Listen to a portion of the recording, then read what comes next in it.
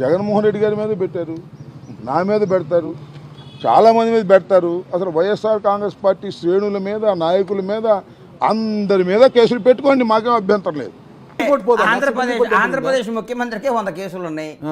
నాకే దానికి ఆధారం ఉండాలి కదా, రుజువులు ఉండాలి కదా.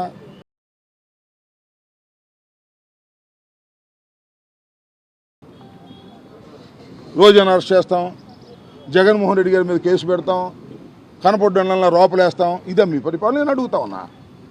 ఇదే పరిపాలన అయితే 5 సంవత్సరాల తర్వాత మళ్ళీ ఏం జరిగిద్దో నేను మీకు ప్రత్యేకంగా చెప్పాల్సిన అవసరం లేదని కూడా ఈ సందర్భంగా చెప్పదలుచుకున్నాను. చిన్న భాషకు చెప్పు. మీరు పరిపాలన మీద దృష్టి పెట్టకోకుండా రెడ్ బుక్ మీదే దృష్టి పెట్టి మమ్మల్ని అణచాలనేటువంటి ప్రయత్నం మీరు చేస్తున్నారు.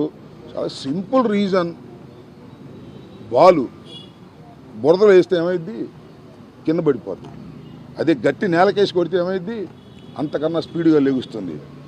గట్టి నేలకేసి కొడితే బాలు ఎలా స్పీడ్గా లెగుస్తుందో ఈ YSR Congress party social media కానీ, అంబటి రాంబాబు కానీ, నాయకులు కానీ ఎన్ని కేసులు పెడితే అంత అద్భుతంగా ముందుకు సాగుతామని కూడా ఈ సందర్భంగా నేను మనవి చేస్తున్నాను. కేసులకు భయపడే వ్యక్తులం కాదు మేము. అయినా కూడా మీరు చాలా పెద్ద మనసు బండ్లన్న. నిజమా? బండ్లన్న అంటే పెద్ద మనసు చిన్న మనసు నాకు తెలుసులే కానీ నువ్వు నెగిటివ్ కనపడతాను నీలో. నీ ముఖంలో నాకు ఎందుకు నెగిటివ్ ఎనర్జీ? నువ్వు నెగిటివ్ ఎనర్జీ పట్టించుకోకపోతే లీగల్ వేస్ ఉన్నాయి అంటున్నాను. దేర్ ఇస్ లీగల్ వేస్. భారత రాజ్యాంగం ఉంది.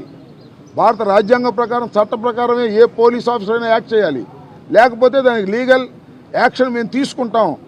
నిజంగా అన్నప్పుడు పోరాటి న్యాయస్థానం, పోలీస్ వ్యవస్థ ఏం చెప్తే దానికి కట్టుబడి మనం ఉండాలి.